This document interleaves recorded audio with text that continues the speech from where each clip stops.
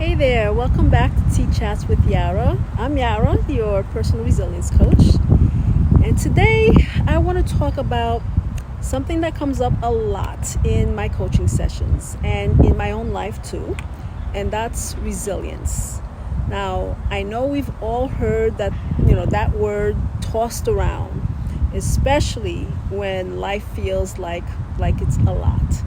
But let's really talk about it, what it is, what it isn't, and how we can actually build it in a way that feels authentic and empowering, especially for those of us in midlife, juggling transitions, emotions, and all of the unpredictable curveballs that life throws at us.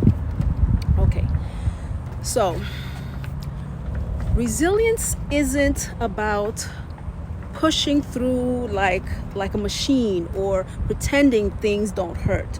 It's not about having it all together all of the time.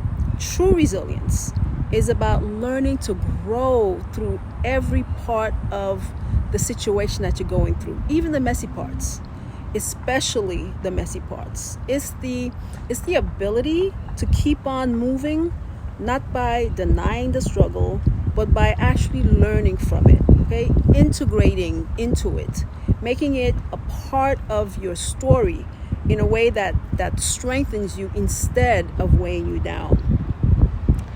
So let's be real. Struggle is just a part of being human, okay? And it's okay to feel it. Don't feel good, but it's okay to feel it. It's okay to sit with it. You don't have to bounce back up in a snap. You get to be human, and that means that sometimes you're thriving and sometimes you're just barely hanging on, and both are valid. We often hear that resilience means being tough, and sure, there's a toughness to it, but let's redefine what that actually means. Real toughness, it's honesty, it's saying this is hard, and then choosing to just show up for yourself anyway. It's feeling the sadness or the overwhelm and still deciding to take care of you. So let's clear up some of the myths that actually get in the way of building resilience. Here's the first one. The myth number one would be that resilient people don't feel sad. This one actually gets under my skin a bit because it implies that strength means stuffing down your feelings, and that is absolutely not true. Being resilient doesn't mean that you don't feel sadness or anger or disappointment. It means that you allow yourself to feel it and then you figure out what to do with it. Rebuilding yourself begins with acknowledging what's hurting, what's been pushed aside, or what's out of sync with who you really are. That's the first step. In fact, that's such a foundational piece that is actually the starting point in my signature method for helping women rise stronger. I won't go into the full method just yet, but let's just say it all begins with learning how to recognize what's really going on, okay, beneath the surface.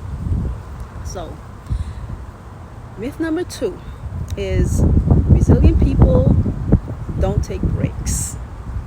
All right. So resilient people don't take breaks. Can't we could just throw this one way out there altogether.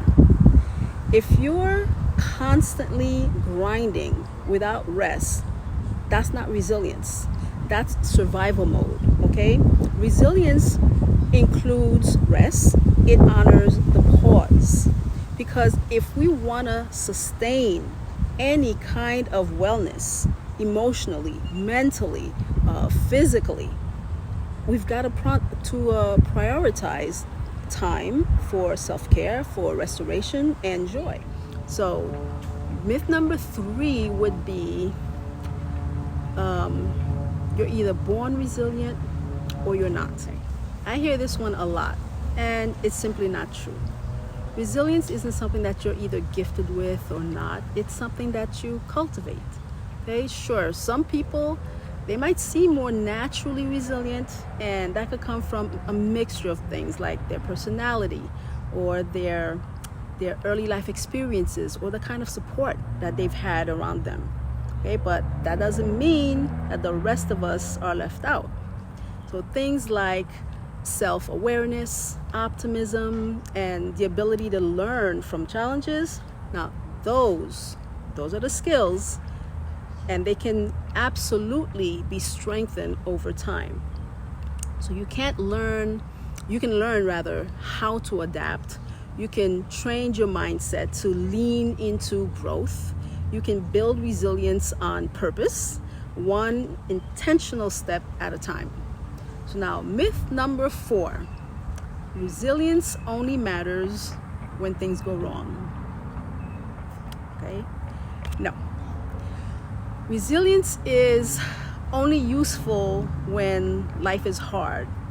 Okay, that would be the same thing. Listen, the beauty of resilience is that it supports every area of life. When you build resilience, you strengthen your confidence, you deepen your relationships, and then you tap into your natural energy and your natural drive.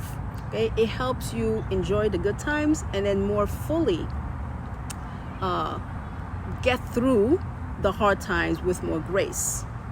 So I'll only talk about one more myth. That'll be myth number 5, and that's, if you're resilient, your problems go away. See, I'm even kind of chuckling about this one.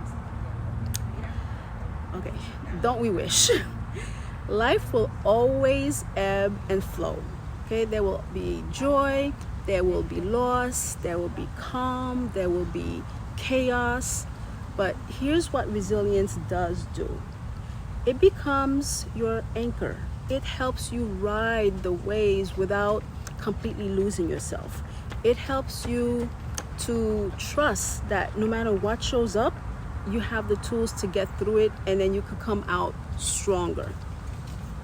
Okay? So hopefully that helps you understand more of what resilience is. So if you've ever felt like you weren't resilient enough because you've cried or you've paused or you've needed help, please know that that's not weakness. Okay, you can call it wisdom.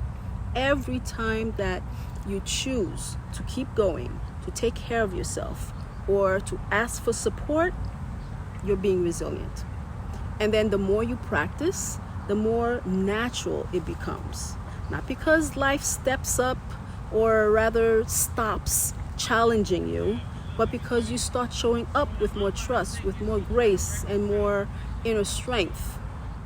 So if this resonates with you and you want to keep building your resilience in ways that feel nurturing and aligned with who you are, stick around. I invite you to be a part of our community. We'd love to have you. So sending you big hugs, and see you in the next video.